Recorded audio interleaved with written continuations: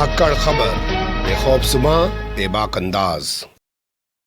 धाकड़ खबर में आपका स्वागत है। मैं आपके साथ हूं अकरम रईस खान। वैश्विक हलचल, जी हां, वैश्विक हलचल का वो ताजा बुलेटिन लेकर एक बार फिर से आपके सामने हाजिर हो चुके हैं, जिसमें हम बात करते हैं देश, दुनिया ही नहीं, गाजा, फिलिस्तीन, इजराइल और ईरान से जुड़ी हुई कुछ खास खबरों की। क्योंकि इन तमाम खबरों पर चर्चा, तबसरा, तज़किरा करने के लिए रोजाना हमारे साथ जुड़ जाते हैं कृष्णकांत जी यानी के जी, जो भारतीय वायुसेना के रिटायर्ड ऑफिसर हैं और जियो पॉलिटिक्स पर वाकई में अपनी पैनी और गहरी नजर रखते हैं। बहुत शुक्रिया सब वक्त देने के लिए। थैंक यू मिस्टर अकरम। बांग्लादेश से खबर सामने आई और खबर देखने के बाद मुझे लगा कि कुछ ऐसे कहूं कि जो दूसरों के लिए गड्ढा खोदते हैं वो एक दिन खुद उसमें गिर जाते हैं। 2010 में शेख हसीना ने प्रधानमंत्री रहते हुए जो कानून बनाया था, अब उसी के तहत उनको भारत से प्रत्यर्पित करके ले जाया जाएगा और फिर वहां उनके खिलाफ मुकदमे चलाए जाएंगे। आप कैसे देखते हैं इस घटनाक्रम को? आपने सही कहा, 2010 से बनाया था इन्होंने। 1971 में बांग्लादेश में जिन लोगों ने पाकिस्तानी सेना के साथ मिलकर बांग्लादेश के जनता के ऊपर जो भी अत्याचार किए थे उसके खिलाफ बनाया था। ठीक है, उसमें कई सजाएं मिली, वैसे लोगों के खिलाफ प्रमाण भी मिले वहाँ के कोर्ट को और प्रशासन को, जिसके तहत उन्हें सजा दी गई। लेकिन बाद में उसका काफी बुरा इस्तेमाल हुआ, यह भी नजर में आता है। और अब उसी कानून के तहत ये इन्हें बुला रहे हैं, यानी इन्होंने जो गड्ढा खोदा था उस पर वापसी उन्हीं को लाकर उनके ऊपर कोर्ट केस चलाया जाएगा और इसके लिए वो भारत से प्रत्यार्पण के लिए, एक्स्ट्राडिशन के लिए मांग करेंगे। अभी तक किया नहीं है संभवतः, और उनको लाने की कोशिश करेंगे। भारत की विदेश नीति इस पर क्या होगी वो देखने वाली बात है। तो यह चीज होता रहता है और पूरी दुनिया भर में बदले की भावनाओं से काम चलते रहता है। जी, आपको लगता है भारत की कोई विदेश नीति इसमें काम करेगी? क्योंकि जिस तरीके से अमेरिका एक्टिव है, अमेरिका का एक विशेष दूत डोनाल्ड लू वहां पहुंच रहा है, भारत कोई फैसला लेगा? क्योंकि चीजें तो क्लियर हो ही गई हैं कि जो भी कुछ कराया वो अमेरिका नहीं कराया बांग्लादेश में।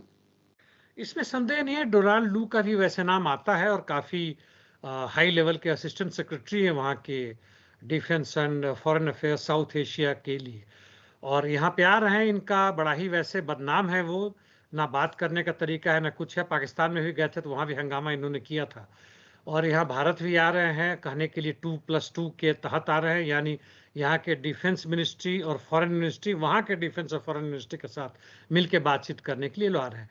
बांग्लादेश में जाएंगे, हालांकि वहाँ के भी मीडिया के हिसाब से नजर आ रहा है कि इस बार उनके तेवर अलग हैं। जो पहले आते थे दबे और रुक के आते थे, लेकिन इस बार पूरी तरह से इकोनॉमिक बातचीत, और जो भी बंगाल के साथ जो समुद्री तट है वहां पे अपनी पकड़ के लिए अपनी तैयारी के साथ आ रहे हैं और पूरी की पूरी मांग के साथ आ रहे हैं।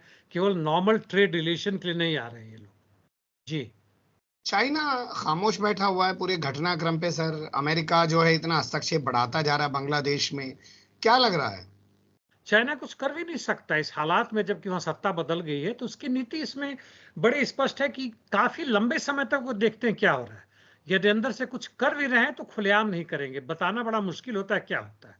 भारत का जैसे है नीतियां इसकी आए हफ्ते बदलती रहती है, वैसा नहीं होता चीन के साथ। और जैसे अमेरिका का भी कहें तो अमेरिका का भी नहीं होता। अमेरिका टैक्टिकली बदलता है, यानी छोटे से समय के लिए बदलता है, लेकिन उसकी जो रणनीति को छोड़ दे, रण कौशल करें, स्ट्रेटेजिक रूप से करें, तो वह नहीं बदलता है कि पूरी दुनिया के हम ही एकमात्र अधिकारी हैं, हम ही कंट्रोल करेंगे और हम ही बताएंगे कि किस तरह से तुम्हारी प्रजातंत्र चलेगी या नहीं चलेगी। जी, बिल्कुल आपने सही कहा। और आज डिबेट भी हो गया है हैरिस के और ट्रंप के बीच, पहला डिबेट हुआ, उस पर आगे हम बात करेंगे अमेरिकी चुनाव वाले हिस्से में। लेकिन अभी अन्य खबरों का रुख करते हैं। जर्मनी के विदेश मंत्री से मुलाकात की एस जयशंकर ने सर। हाँ, वहाँ के विदेश मंत्री ये पहले इसमें गए थे, जीसीसी यानी जो गल्फ काउंसिल है, वहाँ के कंट्रीज के जो है उनसे मिले, इनको बुलाया गया था, आमंत्रित थे। तो नेचुरली वहाँ पे ये एक ऑब्जर्वर की तरह थे और बातें की होंगी कई लोगों से, कई देशों के प्रतिनिधियों से कि भी हमें भी तेल चाहिए और हमारे पास ये सामान है, ले लो। और अब वहाँ जर्मनी भी पहुंच गए हैं, तो ये लोग काफी भाग दौड़ मचा रहे हैं। बांग्लादेश तो बुला नहीं रहे, बांग्लादेश जा नहीं पाएंगे, ना ही पाकिस्तान जा पाएंगे। चीन के साथ वैसा कुछ बात बनता नहीं है, चीन में इतनी जल्दी नहीं होती है। तो ये पूरे के पूरे में आधार जो है वो चीन की घेरने की तैयारी, नंबर 1। जो पैसिफिक ओशन में जो भी बन रहा है, क्वाड वगैरह जो हो रहा है अमेरिकी नेतृत्व में। नंबर 2, यूक्रेन में जो युद्ध चल रहा है उसमें किस तरह से। और नंबर 3, जो इसराइल में हो रहा है उस पर। और नंबर 4, हमारे डोमेस्टिक पॉलिसीज के ऊपर यह लादने की कोशिश कि देखो विदेशों में हमारी हमारी कितनी इज्जत है, यह दिखाने की कोशिश। सबका मिला जुला यह नतीजा है कि ये लोग खूब भागदौड़ मचा रहे हैं। जी लेकिन वहां खड़े होके अगर जयशंकर ये कह रहे हैं कि गाजा में बहुत गलत हो रहा है, बहुत कुछ हो चुका है, अब जंगबंदी होनी चाहिए, और भारत जो है two nation solution, two state solution के समर्थन में है, पक्ष में है, ये जो सुर हैं ये जगह देख के निकलते हैं क्या सर? देखिए, यह तो कहना ही है। यदि मान लीजिए इजराइल जाते हैं तो ये चीजें ना कहेंगे, कहेंगे कि म्यूचुअल बातचीत से जंगबंदी होनी चाहिए, उसकी बात करते हैं। उसका इजराइल भी मना नहीं कर रहा है, खास शर्त और शर्त को मानिए तो करेंगे। और उसी तरह से ये यदि जाते हैं गल्फ कंट्रीज के फॉरेन मिनिस्टर या जो भी उनके रिप्रेजेंटेटिव उनसे यदि बातें करते हैं तो कैसे कह सकते कि नहीं मानते। वैसे भारत की पुरानी नीति रही है, मतलब देश स्वतंत्र होते ही 1948-49 के बाद से जो भी था, हमने पैलेस्टीनियन को मान्यता देने की बात की है, उनके स्टेट की बात को माना है। और अभी हम जंगबंदी की भी बात कर रहे हैं, तो उसमें कुछ नया बात नहीं है। अंदर से क्या कर रहे हैं वह प्रमुख है। यूरोपियन यूनियन के सारे देश, यहां तक अमेरिका भी तो यही कह रहा है, लेकिन कह रहा है कि इजराइल के सहमति से होगा। उसमें जो अगर मगर लगता है वह ज्यादा महत्वपूर्ण है इनकी प्रमुख बातों से। जी लेकिन सर यूरोपीय देशों या अमेरिका हो, वहां पे कम से कम फिलिस्तीन के हक में आवाज उठा सकते हैं, धरना प्रदर्शन कर सकते हैं। यहाँ तो भारत में इन्होंने ऐसे हालात बना दिए कि आप एक शब्द नहीं लिख सकते फिलिस्तीन को लेके। क्योंकि दोनों देश के प्रधानमंत्री और दोनों देश के जो डीप स्टेट है वह अच्छी तरह से एक दूसरे से मिले हुए हैं। इनका इंफॉर्मेशन हो, काउंटर इंटेलिजेंस या इंटेलिजेंस हो, इलेक्ट्रॉनिक वॉरफेयर में चीजें खरीदनी है, टेलीफोन कैसे टैप करें या हम इसराइल से लेते हैं। और उस जियोनिस्ट रिजीम के साथ साथ अमेरिकन इंपेरियलिस्ट के डीप स्टेट के जाल में कहें, मकर जाल कहें, या ये समझे कि बड़ी बराबरी है, बड़ी इज्जत हो रही है, हमें भी भाव दिया जा रहा है, हमें बोलने का मौका दिया जा रहा है, जिस रूप में भी आप लें उसमें हम पूरी तरह से उसके शिकंजे में है। जी तो राहुल गांधी अगर मान लीजिए विदेश में जाके कुछ सवाल उठा रहे हैं, कभी आरएसएस के बारे में वो उठा रहे हैं, कभी सरकार की नीतियों के बारे में उठा रहे हैं, कभी चाइना को लेके बोल रहे हैं, तो उस पर इतना हंगामा करने की जरूरत क्या है? क्योंकि स्टैंड तो कुछ क्लियर है ही नहीं। क्योंकि राहुल गांधी कांग्रेस के वो नेता हैं जिनके बारे में बीजेपी का कहना है कि कांग्रेस मुक्त भारत जो कि खत्म हो रहा है। इस बार तो बाल बाल बच गए, नहीं तो शायद उनकी भी सरकार बन जाती। और राहुल गांधी जो बात करते हैं यदि ध्यान से देखें तो इनकी हर विदेश नीति की हवा निकाल देते हैं। वह बड़े स्पष्टवादी इस रूप में है, और आरएसएस पर आक्रमण वो शुरू से करते आ रहे हैं। वह उस तरह के बिचौलिया बात नहीं करते हैं, खुलेआम कहते हैं कि आरएसएस का यह लक्ष्य है, और एक दूसरे लहजे में कहते हैं। उन्होंने यह नहीं कहा, पहले कहा था जिसपे केसेस वगैरह हो गई थी कि आरएसएस ने देश के साथ गद्दारी की, बल्कि वहां जाकर कह रहे हैं कि भाई आरएसएस जो है दूसरों को अपने बराबर नहीं मानता है। लेकिन इसी के कहने पर उन्होंने सारी वो बातें कह दी जो वो कहना चाहते थे। जी बिल्कुल आप सही कह रहे हैं। अगली खबर का रुख करते हैं। अमेरिका ने एडवाइजरी जारी कर दी है कि पाकिस्तान मत जाइएगा। कल आपने बताया था बलूचिस्तान में सेना का बड़ा ऑपरेशन शुरू होने वाला है, और हम लोगों ने बात भी की थी कि पीटीआई के नेताओं को पकड़ा जा रहा है, जो राष्ट्रीय अध्यक्ष हैं उन तक को नहीं छोड़ा जा रहा है। क्या उसी वजह से अमेरिका को लग रहा है? और सबसे बड़ी दिलचस्प तस्वीर ये है सर कि वहां की जो सिक्योरिटी फोर्सेज हैं वो नकाब लगा के आ रहे हैं बदमाशों की तरह नेताओं को पकड़ने के लिए। अब वो अपने आप को छुपा रहे हैं, उन्हें डर है, भय है कि पीटीआई एक सशक्त पार्टी है, और कहीं इमरान खान छूट गए, कहीं उनकी सत्ता बन गई तो फिर लेने के देने पड़ जाएंगे, यह उनको नजर आ रहा है। जहां तक अमेरिकी एडवाइजरी की बात है वो देते रहते हैं। उन्हें लग रहा है कि ये खासकर खैबर पख्तूनख्वा है या बलूचिस्तान बॉर्डर है। यहां तक कि उन्होंने एडवाइजरी में यह भी कहा है कि इंडिया के बॉर्डर के साथ जो सटा हुआ है वैसे जगहों में, और वैसे कहें तो पूरे के पूरे पाकिस्तान में ये कहीं ना कहीं हंगामा हो रहा है, टेररिस्ट अटैक हो रहे हैं।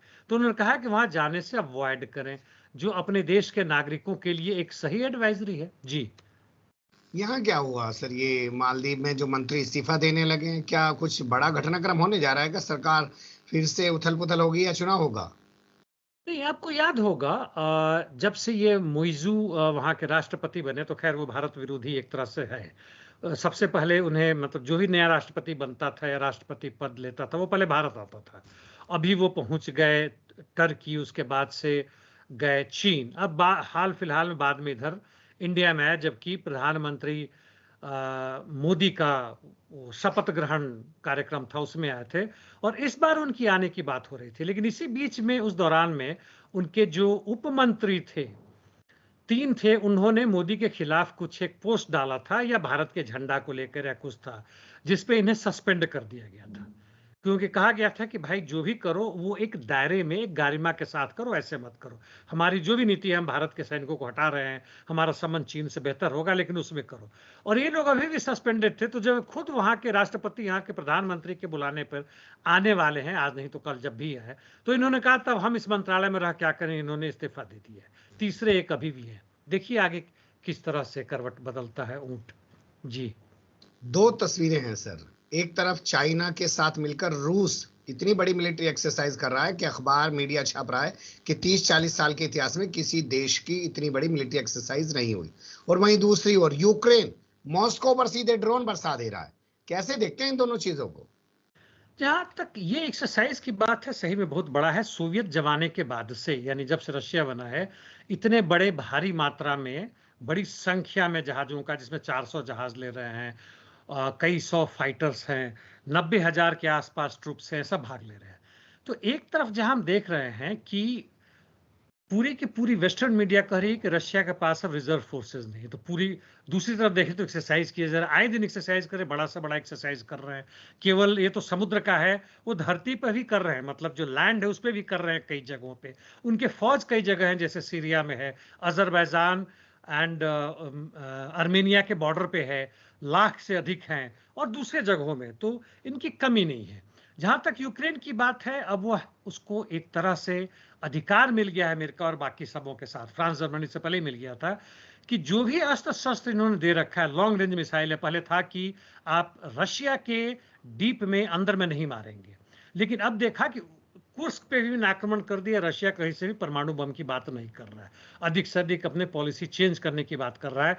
इसलिए वह अपने करीब बहुत सारे 150 साल जितने भी हैं, 144 के आसपास ड्रोन्स लेके उसने आक्रमण किए, कई मारे गए और कई जो है पहुंच गए अपने जगह पे, और उन्होंने कई बड़े बड़े जो ऊंची इमारतें थी उनको भी डैमेज किया, और 3-4 इंटरनेशनल एयरपोर्ट जो मास्को के गिर्द थे, वहां की सारी फ्लाइटें रद्द कर दी गई।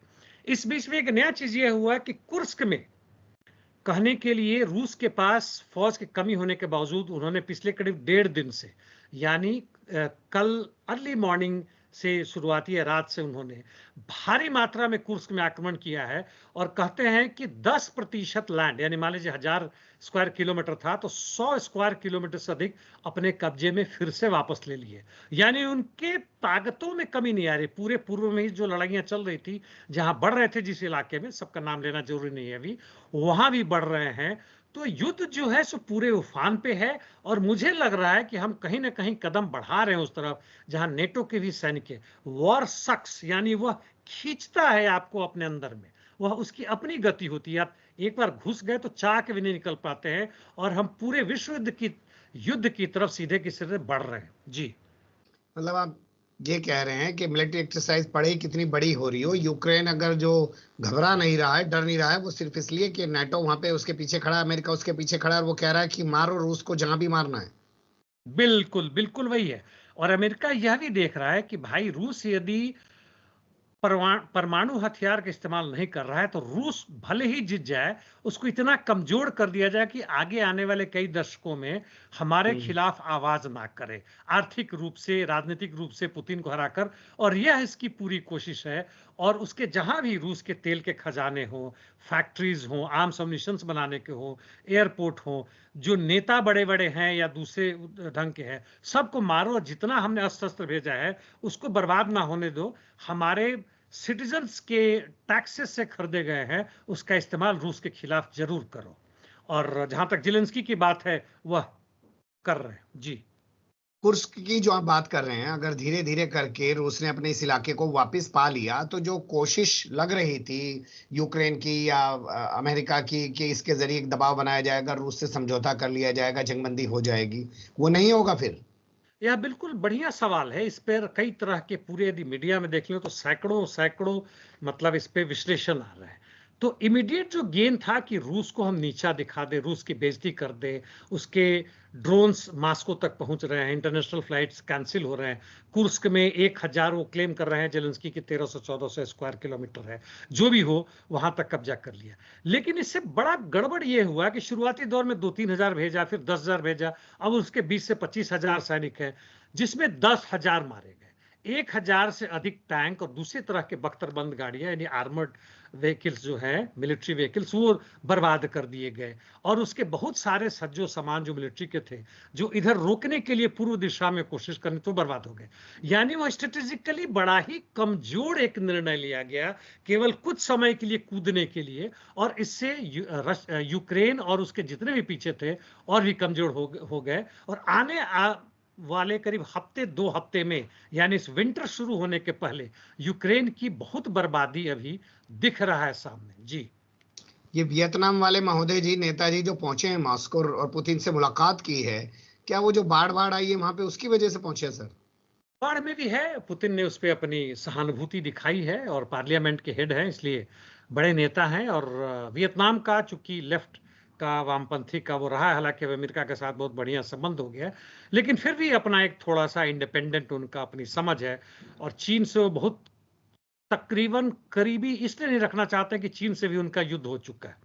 यानी वियतनामी वो चीज है जो अपने देश की स्वतंत्रता के लिए, रक्षा के लिए उसी तरह लड़ते हैं जैसे तालिबानी लड़ते हैं, लेकिन दोनों की विचारधारा में जमीन आसमान का अंतर है। और इसलिए आए हुए, और पुतिन से बहुत सारी मदद चाहिए होगी, और पुतिन ने भी बुलाया होगा, क्योंकि पुतिन वहां के पार्लियामेंट के हेड से मिल रहे हैं। हो सकता है फॉरेन मिनिस्टर मिलते, यहाँ का जो डूमा है उसके हेड से मिलते, लेकिन पुतिन व्यक्तिगत रूप से मिल रहे हैं। इसका मतलब है कि वह वियतनाम को खास तवज्जो दे रहे हैं, नॉर्थ कोरिया की तरह। जी, चलिए अब कुछ रोचक मजेदार खबरों का जिक्र कर लेते हैं। लंदन से मोबाइल लूटा और पहुंच गया चाइना, तो खूब नेटवर्क फैल रहा है बदमाशों का भी आजकल सर। काफी नेटवर्क फैल रहा है, और यह भी आश्चर्य की बात है कि केवल मतलब यहां से वहां पहुंचा ही नहीं। हमारे यहाँ जैसे मेरा भी मोबाइल खोया था, हालांकि मिला नहीं, उसका कहीं से उसका पता चला था कि गाजियाबाद या कहीं दूर दराज क्षेत्रों में पहुंचा है। 50-100 खो जाए तो 2-4 मिलते भी, यदि पुलिस वाले को अपने पैसे थमा दिए तो। लेकिन वहां का ये टेक्नोलॉजी देखिए कि उसका जो अपना जो खास एक नंबर होता है, उसका जो मोबाइल सिम का होता है, IMEI। हाँ, IMEI, तो उसके आधार पे इन्होंने पता कर लिया और चीन तक पहुंच गया। वापस मिला कि नहीं मुझे नहीं पता, लेकिन बड़ा ही इंटरेस्टिंग है। चोर जहां तक है, खासकर साइबर क्राइम करने वाले, वो कहां से कहां पहुंच गए। हालांकि पुलिस भी कई पता नहीं कहां कहां से पकड़ लेती, लेकिन वही है कि 100 में से 1-2 को आप पकड़ते हैं। यह मतलब अपवाद है, ना कि एक सामान्य नियम है। इसे यह नहीं समझना चाहिए कि चोरी में कमी हो रहा है या बाकी इस तरह के अन्यायपूर्ण जो घटनाएं घट रही है उसमें कमी आ रहा है, ऐसा नहीं है। जी, डाइवोर्स परफ्यूम भी मार्केट में आ गया सर, दुबई के अंदर। ये भी अजीब है। देखिए वहां की प्रिंसेस हैं, मतलब जहाँ उनका फोटो आता है वो आती हैं हमेशा हमेशा, मतलब कवर में नहीं आती हैं। पिछले ही साल मई में शादी किया था यहाँ के बहुत बड़े एक व्यापारी से, और उसका भी फोटो शोटो डाला था। एक बेटा या बेटी भी हुई, मतलब छोटी सी, अभी सोच सकते हैं कि 1 साल कुछ महीने तो हुए अभी शादी के। और इसके बाद से इन्होंने ट्विटर पर डाल दिया, सोशल मीडिया, ट्विटर या इंस्टाग्राम जिस पे भी डाला हो, सोशल मीडिया पर डाला कि मैं अपने पति से फला फला से अब तलाक लेती हूँ। और तलाक के साथ ही उन्होंने देखा कि टूटे हुए ग्लास हैं, ये वो है, फोटो डाल रही है, कहने का मतलब कि दिल टूट गया। और उसके साथ ही एक बोतल इत्र का भी डाला, और उसका कहा कि तलाक परफ्यूम है। अब वाह। इस पे भी लाखों लोग उसके फॉलोअर हो रहे कि क्या बहादुर महिला है, क्या चीज है, और वगैरह वगैरह हो रहा है। तो अब हम चूंकि इंटरटेनमेंट का और कोई साधन नहीं है, मैं इनके खिलाफ कुछ ना कह रहा हूं ना कहना चाहता हूं, इनकी मर्जी है, लेकिन अपनी मतलब दुनिया यही आजकल हो रही है। जी, चलिए अब रुख करते हैं अमेरिका चुनाव से जुड़ी हुई खबरों का। पहला जो अपडेट है, 6 बार, जी हाँ 6 बार प्रेसिडेंशियल डिबेट में शामिल हो चुके ट्रंप, यानी कि एक अनुभवी हैं वो इस बहस को करने के लिए। आज उनकी बहस हुई है कमला हैरिस से। कैसे देखते हैं आप पूरे घटनाक्रम को जो 90 मिनट तक चला? मैंने थोड़े थोड़े क्लिप देखे, ज्यादा मेरा मूड नहीं बना। और उससे मैंने देखा कि ऐसा नहीं लगा कि जिस तरह से ट्रंप ने बाइडेन की बैंड बजा दी थी वैसे कमला हैरिस की बजाय, ऐसा कुछ नहीं हुआ। कमला हैरिस भी ट्रंप का इस तरह बात होता था अपना हंसी करके उड़ा देती थी, जहां उनको जवाब देना हुआ जम को उन्होंने जवाब दिया। तो यानी मेरी तरफ से 50-50। हालांकि ट्विटर वगैरह पे देखा, कोई कहते हैं कि ट्रम्प की जीत हुई, कोई कहता उनकी जीत हुई, और वहां पे ऑनलाइन करेंगे तो पता चलेगा। लेकिन मुख्य मुद्दा था इनका जैसे ट्रेड वॉर पे चीन के साथ वगैरह हो रहा है। कमला हैरिस का कहना है कि आप कहते हैं कि जितना भी वहां से व्यापार हो रहा है, जैसे इलेक्ट्रिक कार आ रहा है, 100% उस पर टैक्स लगा देंगे, तो कैसे चलेगा? हमारा भी तो सामान के ऊपर वो आ जाएगा, व्यापार चलेगा नहीं। पैलेस्टीन यानी इजराइल पे आया। इस पे जैसे ट्रंप ने कहा कि आप जो हैं सो इजराइल को प्यार नहीं करती और आप सत्ता में आ गई, मतलब ये आप, तो मैं हिंदी में कह रहा हूँ, इंग्लिश में चल रहा था, सत्ता में यदि ये आ गई तो 2 साल के अंदर इजराइल गायब हो जाएगा। अब वो करे कि नहीं, मैं बहुत प्यार करती हूँ, जब से शुरू में तब से मैं इजराइल के पक्ष में हूँ, आप देख ले। मतलब बेमानी का मतलब है। दूसरी तरफ इनका आरोप है, जहां तक कमला हैरिस का है, कि यूक्रेन युद्ध आप बंद, मतलब उसके नहीं करना चाहते हैं वगैरह वगैरह है। ट्रंप कहते हैं कि मेरे आते ही बंद कर देंगे। उन्होंने किसी का नाम नहीं लिया, न इस तरफ न उस तरफ, मैं किसके पक्ष में हूं, और उसको दे रहे हैं। उन्होंने कहा कि वह यूक्रेन के साथ भी हैं। यानी पूरी तरह से देखें कि दोनों की दोनों फॉरेन पॉलिसी आम इंडस्ट्रीज के बाद एक साथ है। कमला हैरिस का मुख्य मुद्दा यह था कि हमने वीमेन एबॉर्शन यानी उनका राइट है, इस पे आप खुलेआम नहीं बोल रहे हैं। इन्होंने उसके कहा कि अभी महंगाई बहुत बढ़ रही है, पिछले 4 साल में आपने क्या किया, थोड़ा मोड़ा ये सब बात किया। कमला हैरिस ने अटैक किया कि आप बुढ़े हो गए, आप कैसे चलाएंगे। सोचिए, ये जो बाइडेन के खिलाफ कहते थे वो चीज जब इनके ऊपर आ गई, चूंकि अब 79 ईयर्स ओल्ड हैं ये, 50-55 ऐसे कुछ है, जो भी मुझे याद नहीं, 60 से कम ही है। तो ये सब चीजें चली हुई हैं, और कुछ अनावश्यक रूप से भी इन्होंने लगाए। जैसे कमला हैरिस ने कहा कि हैटी के जो कमला हैरिस नहीं, इन्होंने ट्रंप ने कहा कि हैटी से जो रिफ्यूजीज आए हैं उनको आपने शर्म दे रखी है, उनको खाने कुछ नहीं है, वो पेट्स खा रहे हैं, यानी जो पालतू जानवर हैं वो आप कुत्ते बिल्लियां खा रहे हैं। मतलब बिना मतलब के, जिसपे ये हंस पड़ी कि आपको जो मर्जी है आप बोल रहे हैं, और यही सब चलते रहा तो जनता के लिए जहां तक है एंटरटेनमेंट का दूसरा है। इससे बेहतर होगा कि तलाक परफ्यूम वाला हम वीडियो देखें, हम इन लोगों को सुने। जी। लेकिन सीएनएन का जो नया सर्वे आया है उसमें सिर्फ जी। 1% की बात की जा रही है, यानी कि मामला तो कांटे का है सर, इतना आसान तो है नहीं। अच्छा, मैं सोचा अभी सर्वे आएगा, आपने सर्वे देख लिया, मैंने देखा नहीं। तो शुरू में ही कहा था कि 50-50 मेरे हिसाब से है, तो 1% पता नहीं कौन ऊपर है, शायद कमला हैरिस ही ऊपर है। कमला हैरिस ऊपर है सर।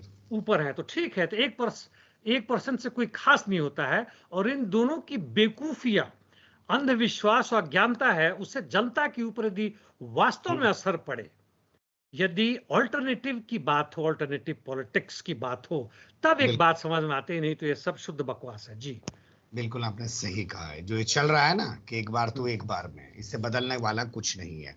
अब अगली खबर भी इन्हीं के 2 नेताओं से जुड़ी हुई है। एक तो विदेश मंत्री एंटोनी ब्लिंकन, वो कह रहा है कि ईरान ने जो रूस को बैलिस्टिक मिसाइल दिए हैं उसको बख्शा नहीं जाएगा। कई यूरोपीय देशों ने पाबंदी भी लगा दी है ईरान पे। वहीं जो जॉन किर्बी है, वहां के सिक्योरिटी सिस्टम से जुड़ा हुआ है, रोजाना प्रेस कॉन्फ्रेंस करता है, विदेश मंत्रालय से ताल्लुक रखता है, जो भी है, वो कह रहा है कि अभी कोई पुष्टि नहीं हो रही है कि ईरान ने दिया है कि नहीं दिया है। ये क्या ढुलमुल रवैया दिखा रहे हैं ये लोग?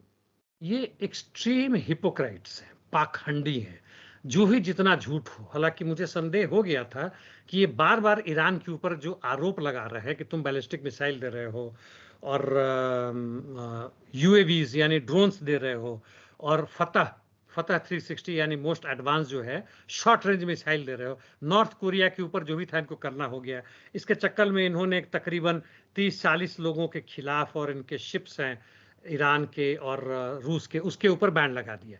तो ये बैन की बातें बन रही थी, इनको आधार ढूंढ रहे थे। हालांकि ईरान का कहना है, जो कि मैं सहमत हूं, कि ये लोग इजराइल के साथ जो संबंध हो रहा है और मिडिल ईस्ट में इजराइल की जो तौहीन हो रही है, जो लड़ाइयां हो रही हैं, उसको छुपाने के लिए इस चीज को ला रहे हैं, यूक्रेन वाला मुद्दा ला रहे हैं। और वैसे जहां तक है मिडिल ईस्ट में लड़ाई भड़क रहा है, क्योंकि अभी तड़के तड़के इसने इजराइल ने भी एयर स्ट्राइक की है, लेबनान के अंदर हमारे वहां के कुछ नेताओं को मार रखा है, और पूरी लड़ाइयां चल रही है। हमें कल आपने चर्चा की थी, ये सीरिया के अंदर भी जाके इन्होंने कई, हालांकि कोई उसका जिम्मेदारी ले ना ले, लेकिन वो सब चीजें हो रही है, और दूसरी तरफ से पूरा का पूरा अटैक हो रहा है। तो यह सब बदमाशी है और कुछ भी लेना देना इससे नहीं है। जी। अब शुरुआत करते हैं गाजा से जुड़ी खबरों की, और पहला अपडेट है, ईरान के राष्ट्रपति इराक जा रहे हैं सर।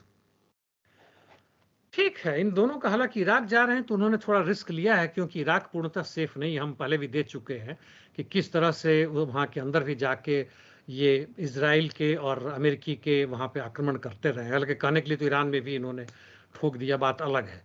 तो जा रहे हैं तो निश्चित रूप से बात करने जा रहे होंगे कि जिस तरह से तुम अमेरिकी सैनिक हटाने की बात कर रहे हो लेकिन हट नहीं रहे, कहो तो हम भी कुछ मदद करें, कुछ और एक्स्ट्रा ड्रोन्स वगैरह मारें।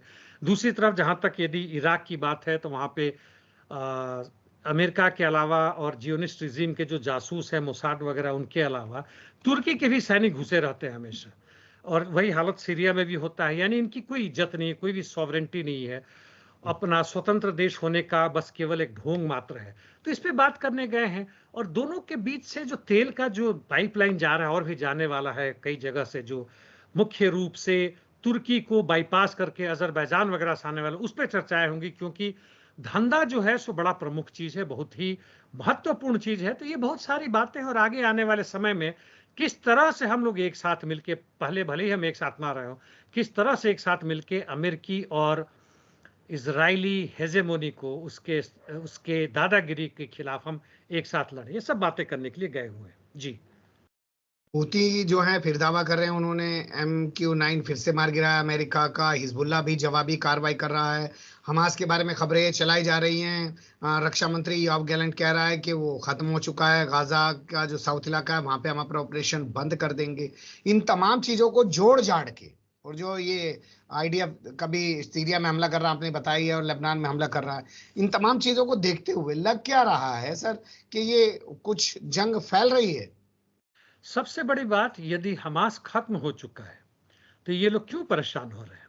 दूसरी इसी से बात कि इजराइल ने पहले भी अपने सैनिक उत्तरी, दक्षिण और मध्य में, रफाह में, सब जगह अपने सैनिक भेज के पूरे गाजा पट्टी से फिर वापस सबको लाया, क्योंकि वहां सस्टेन करने में असमर्थ है। जाता और वापस आता है, तो कोई नई बात नहीं है। हमास निश्चित रूप से नहीं खत्म हुआ है, और काफी अच्छी संख्या में नए नए रिक्रूट्स लेके और नए नए आर्म्स एम्युनिशन जैसे भी पहुंच रहे हैं, बड़ी ताकत के साथ प्रतिरोध कर रहा है इजरायली फोर्सेस का। जहां तक हुतीस की बात है, 24 घंटे के अंदर उन्होंने दूसरा अमेरिकन ड्रोन्स को मार गिरा है। 9वीं या 10वीं ड्रोन्स है, 9 ऑफिशियली लगता है, लेकिन 10वीं भी जैसा वो क्लेम करते हैं, संभवतः उन्होंने मार रखा है। तो ये कहीं से भी शांति के लिए तैयार नहीं हो रहा है, और भी युद्ध को जारी रखने के पक्ष में है। तो यह साफ दिखता है कि यह एक्सप्लोड कर रहा है। ईरान के चुपके के बावजूद भी, उसके शांति के बावजूद भी, चूंकि अमेरिका और भी अधिक प्रतिबंध लगा रहा है, यदि खत्म होता नजर आता तो यह प्रतिबंध नहीं नजर आता। और इस प्रतिबंध में केवल अमेरिका ही नहीं, जर्मनी, फ्रांस, इंग्लैंड, तीनों के तीनों शामिल है, जिसको E3 कहते हैं, यूरोपियन 3 जो है, वो जो भी वो बने। तो यह मेरी नजर में भड़क रहा है, यूक्रेन भी भड़क रहा है, यहाँ भी भड़क रहा है, और यह किस कदर जाएगा, किस तरफ जाएगा, अभी थोड़ा सा फोरकास्ट करना मुश्किल है। जी। एक खबर ये चल रही है कि कतर के प्रधानमंत्री से बंधकों के परिजन मिले, तो क्या बंधकों के परिजन अलग से कतर के प्रधानमंत्री की रिक्वेस्ट करके हमास से कोई समझौता करना चाहते हैं? एक खबर साथ में ये चल रही है कि इजराइल को बाईपास करके अमेरिका सीधे हमास के साथ कोई डील कर सकता है। तो क्या अगर वो डील करेगा तो उसको नेतन्याहू मान लेगा? अलग से डील होगा कि हो सकता है हमास को इन्होंने कुछ ऑफर दिया हो।